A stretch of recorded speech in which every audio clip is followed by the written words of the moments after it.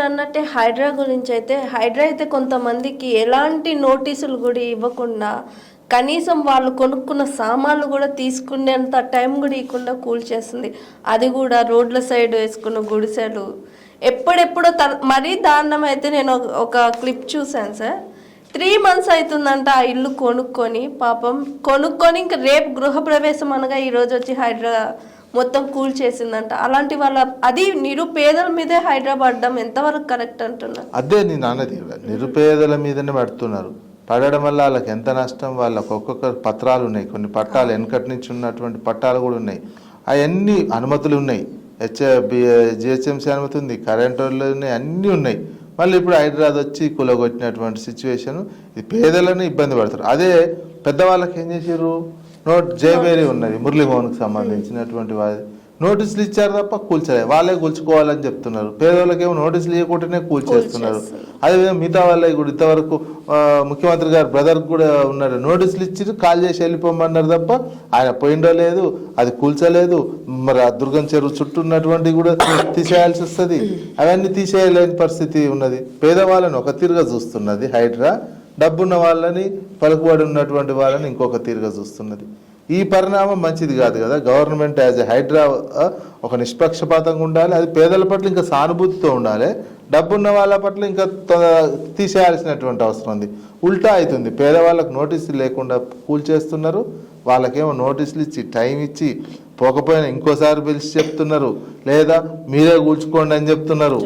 ఇంకా కొన్ని అయితే కాలేజీలకు ఏముంది, ఇప్పుడు ఎంఐఎంకి సంబంధించినటువంటివి ఉన్నాయని కాలేజీలో ఆయన షెర్లోనే ఉంది, ఎఫ్టీఎల్లో ఉంటే ఆయన ఒక్కరికి అవకాశం ఇవ్వడం కోసం మిగతా అన్ని కాలేజీలకు అవకాశం ఇచ్చేసారు. మేము స్టూడెంట్స్ ఉన్నప్పుడు కూల్చాము, హాలిడేస్లో అప్పుడే తీసేస్తాము అని అయిపోయి ఒక్కొక్కటి రిలాక్సేషన్ ఇచ్చుకుంటూ వస్తున్నారు. నెక్స్ట్ పెద్దోళ్ళకే నోటీసులు ఇస్తున్నారు తప్ప ఇది చేయట్లేరు, కూల్చట్లేరు. ఈ పేదోళ్ళకి కూడా కూల్చి గొడవ అయ్యేసరికి నెక్స్ట్ ఇప్పుడు వచ్చింది ఏంది, నివాసం ఒకవేళ ఉంటున్నట్లయితే మేము కూల్చాము అని. మరి హైడ్రా ఏర్పాటు చేసిన ఇంటెన్షనే మొత్తం నీరు గారిపోతుంది కదా. అంటే నాగార్జునకు సంబంధించి కన్వెన్షన్ హాల్ కూల్చడానికే హైడ్రా వచ్చిందని చాలా మంది అంటున్నారు. ఒక నాగార్జున కూల్చారు, నాగార్జున కూల్చిన తర్వాత ఇంకెవరిది కూల్చిర్రు, ఎవరిది లేదు, పెద్దవాళ్ళది. నాగార్జున కూల్చి ఇప్పుడు వస్తుంది నాగార్జున సెటిల్మెంట్ అయిపోయింది అనేది ఒక ఆరోపణ ఒక చర్చ జరుగుతుంది, న్యూస్ జరుగుతుంది. నాగార్జునకి అడిగాడు, అది కాకుండా ఇప్పుడు ఆడ హై రైజ్ కి ఇచ్చేస్తున్నాడు ఆ ప్లేస్ ని, అంతకుముందు ఉన్న ప్రభుత్వము ఇవ్వలేదని.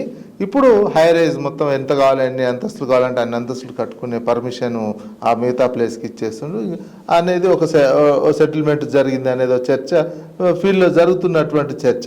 మరి ఇట్లాంటి ఇదే వచ్చింది కదా. అక్కడ చివరికి ఏమైంది, అన్ని హైడ్రా అనేది ఖచ్చితంగా ఉంటున్నది. ఇప్పుడు హైడ్రా ఆఫీసు కూడా బుద్ధ భవన్ కూడా ఈ ఎఫ్టీఎల్లో ఏదో బఫర్ జోన్లో ఉన్న ఆఫీసే అంటున్నారు. ఇప్పుడు నెక్లెస్ రోడ్ కూడా విత్ ఇన్ ద ఎఫ్టీఎల్లో ఉన్నది. నెక్లెస్ రోడ్ కూడా తీసేయాల్సి వస్తుంది గవర్నమెంట్కి సంబంధించినవి.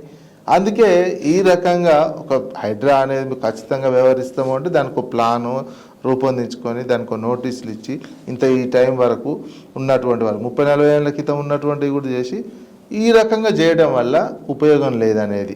దాంతో మీరు భవిష్యత్తులో ఒకవేళ ఇప్పుడు ఏదన్నా ఉన్నా కొంతమంది డబ్బున్న వాళ్ళే తీసేసి పేదలని సానుభూతితో చూడాల్సినటువంటి అవసరం ఉన్నది. డబ్బున్న వాళ్ళే తీసేసి తర్వాత నుంచి చాలా స్ట్రిక్ట్గా ఇంప్లిమెంటేషన్ చేసే విధంగా పెట్టుకొని ఆ రకమైన అమలు చేస్తే మన పర్యావరణ పరిరక్షణ చేసిన వాళ్ళు ఈజీగా వర్షం పడ్డా ఇంకేజ్ వచ్చిన హైదరాబాద్కి ఇబ్బంది జరగకుండా ఈజీగా వాటర్ ఫ్లో వెళ్ళిపోయే విధంగా ఉంటుంది. అయితే ఇప్పుడు రేవంత్ రెడ్డి గారు రైతు బంధు అన్నారు, రైతు భరోసా అన్నారు, నిరుద్యోగ వృద్ధి, ఇవన్నీ చేయకుండా ఇట్లా రైతులు కానీ ఇట్లా స్టూడెంట్స్ కానీ చాలా ఇబ్బంది పడుతున్నారు సార్. కానీ ఆయన మాట తీరైతే చాలా అవహేళనగా మాట్లాడుతున్నారు. ఎలా చూడొచ్చు దీన్ని? అది ముఖ్యమంత్రి గారు గెలిచిన తర్వాత బూతులు మాట్లాడడం అనేది మాత్రం సరైనటువంటి అంశం కాదు. ఒక ముఖ్యమంత్రిగా గెలిచిన తర్వాత నీకు ఏదైనా రాజకీయ విమర్శలు చేసుకో, ఇంకే విమర్శలు ఏం చేసుకో, కానీ ముఖ్యమంత్రి గారు పేగులు మెడకేసుకుంటా తొక్కుతా ఇవే కాకుండా ఇష్టం ఉన్నట్టు ఇంకా ప్రతి అంశం మీద ఏంటంటే ఇష్యూని డైవర్ట్ చేసే విధంగానే ప్రస్తుత ముఖ్యమంత్రి వ్యవహరిస్తున్నారు. అది ఇంప్లిమెంటేషన్ చేసే అని ప్రశ్నిస్తూ ఉంటుంటే ప్రతిపక్షాలు కావచ్చు, ప్రజల నుంచి కావచ్చు, విత్ ఇన్ ద పార్టీలో కావచ్చు, ఆయనకు ఒత్తిళ్ళు బాగున్నాయి. పదవులు అందరికీ లేకపోతున్నారు, పార్టీలో సహకరించట్లేరు, ఈ రైతు బంద్ ఇంప్లిమెంటేషన్ కాలేదు, రుణమాఫీ పూర్తి స్థాయిలో చేయలేదు. దీంతో విపరీతమైనటువంటి ప్రెజర్స్ వస్తున్నటువంటి నేపథ్యంలో ఇన్ని బూతులు మాట్లాడుతున్నారా అనే క్వశ్చన్ అయితే వస్తుంది. ఇట్లాంటి బూతులు మాట్లాడము కేవలం ఇష్యూస్ని డైవర్ట్ చేయడానికి కోసమే కాదు. ఉన్నటువంటి వ్యక్తి దాన్ని ఒక సానుకూల దృక్పథంతో తీసుకోవాల్సినటువంటి అవసరం ఉన్నది. తీసుకొని సమస్యను పరిష్కరించండి. మరి ఎందుకంటే మీరు కొండకి ఎంటక కట్టినట్టు ఇష్టం ఉన్నటువంటి హామీలు ఇస్తారు. హామీలు ఇచ్చిన తర్వాత ఇంప్లిమెంటేషన్ చేయకపోతే సహసిద్ధంగా ప్రశ్నిస్తారు. ఇప్పుడే ఉంది, ఇంకొక 3-4 నెలలు ఆగండి, ప్రతి ఒక్కరు రోడ్ల మీదకి వచ్చే పరిస్థితి వస్తుంది. ఇంకో 3-4 నెలలు అయితే నీకు ఇప్పటికే ఆశా వర్కర్లు వచ్చిర్రు, ఇవి గురుకుల టీచర్లు వచ్చారు, వైద్య నిరుద్యోగులు వచ్చారు, వైద్య ఆరోగ్య శాఖలో ఉన్నటువంటి వాళ్ళు వస్తున్నారు, ఈ జీతాలు లేనటువంటి వస్తలేవనేది వాళ్ళు వస్తున్నారు. అన్ని వర్గాలకు సంబంధించినటువంటి నిరసన కార్యక్రమాలు కొనసాగుతున్నాయి. ఇంకో 3-4 నెలలు అయితే ఇవి బాగా పెరుగుతాయి. ఇంకా అప్పుడు సమాధానం ఇంకెక్కువ చెప్పాల్సి వస్తుంది.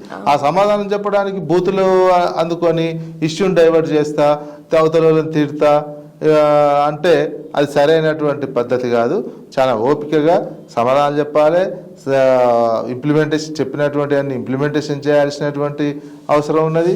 ఇప్పుడు ఎమ్మెల్యేలను తీసుకున్నటువంటి హైకోర్టు తీర్పు చేయగానే కూడా ఎమ్మెల్యేలకు సంబంధించినటువంటి అంశం మీద మాట మారుస్తున్నటువంటివి, నేనే ఇంటికి పంపించి కొట్టించిన అన్నట్టు అర్థాలు వచ్చే విధంగా మాట్లాడుతుంది. ఒక ఎమ్మెల్యేని ఇంటికి పంపించి ఇంకో ఎమ్మెల్యే మీద కొట్టిస్తే అది రాష్ట్రంలో శాంతి భద్రతలు ఉన్నట్ట లేనట్ట ఒక ముఖ్యమంత్రిగా ఆలోచించుకోవాల్సినటువంటి అవసరం ఉన్నది. అది ఒకవేళ ఇంటికి పోయిండు ఆత్మరక్షణ కోసం, ఇంటికి పోయి దాడి చేస్తుంటే ఇంకో ఎమ్మెల్యే ఒకవేళ తుపాకీ లైసెన్స్ ఉంటుంది, గన్మెన్లే ఉంటారు, ఆయనకున్న తుపాకీలు తీసి కాల్స్తే ఏమైతుండేది? పెద్ద ఇష్యూ కదా. తుపాకీ కాల్పులు జరిపినా, గాల్లోకి కాల్పులు జరిపినా, ఇంకే విధంగా కాల్చినా నువ్వు ఒక 20 కిలోమీటర్లు ఒక ఎమ్మెల్యే ప్రయాణించి ఇంకో ఎమ్మెల్యే ఇంటి మీద దాడికి అంతవరకు పోలీసులు చూస్తూ ఊరుకున్నారు. అదంతా మీ గైడెన్స్లోనే జరిగిందని వచ్చిన ఆరోపణలు ఇవన్నీ ఉంటే వాటన్నింటిని మళ్ళా తిట్లతోటే సమాధానం చెప్తే సమాజం ఒకసారి 2 సార్లు చూసి హర్షిస్తుండొచ్చు. ఆ టైంకు 1-2 సార్లు తిట్టినప్పుడు మజా అనిపించవచ్చు. కానీ తెలంగాణ సమాజము దాన్ని పాజిటివ్గా తీసుకోదు. తెలంగాణ సమాజము పట్ల ఒక సీఎం స్థాయి దిగజార్చుకొని తన స్థాయి తానే సీఎం పోస్టుని ప్రస్తుత సీఎంని దిగజార్చుతూ మాట్లాడుకున్నట్టే అవుతారు తప్ప దాని సీఎం పదవికి వన్నె తెచ్చే విధంగా సీఎం పదవిని హుందాగా ఉంటున్నట్టు మాత్రం ఇప్పుడు ఉన్నటువంటి సీఎం గారు, తెలంగాణ సీఎం గారు వ్యవహరించడం లేదు. Hi, this is Swathi. Like చేయండి, షేర్ చేయండి, కమెంట్ చేయండి అండ్ సబ్స్క్రైబ్ చేయండి GRTV. Hi, this is Monica. Please like, share and subscribe GRTV.